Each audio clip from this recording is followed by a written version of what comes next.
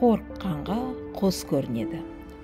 Баяғыда қартайған әже, күлегеш немере, қыт-қыттай беретін тауық және пештің астын мекен ететін тышқан болыпты. Олар күн сайын су алуға құдыққа барады екен.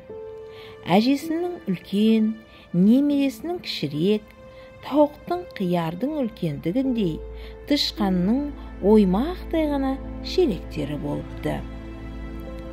Әжесі суды құдықтан тартып, немересі астаудан, тауық шалшықтан, тышқан торғай тұяғының ізіне сарқылған іркіндіден алады екен.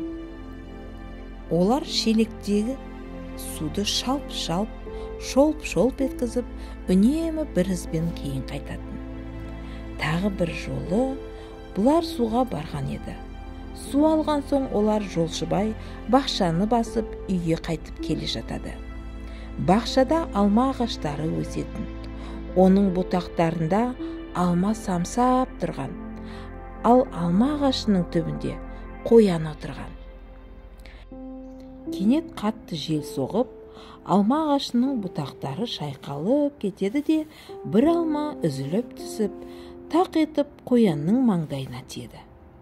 Қоян орнынан ата жөнелгенде, байқаусызда суға келе жатқандардың аяғына барып оралады. Әлгілер үйреленіп, ұша қорқып, шелектерін тастай сала үйлеріне қарай қашады. Әжесі сәкіге құлай кетеді. Немересі әжесінің артына тығылады. Тауық пештің үстіне ұшып шығады. Ал тышқан пештің астындағы қуысты паналайды.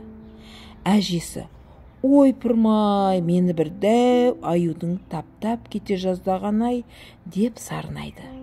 Немересі болса: «Әже, бір құбыжықтай қара қасқыр маған тап берді», деп жылап қоя береді.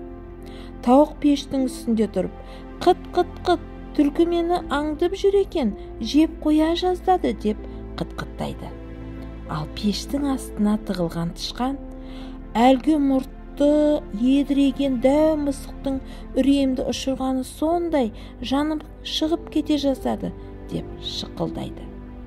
Ал бұл кезде зытып отырып орманға жеткен қоян бір талдың түбін паналап бұға қалады.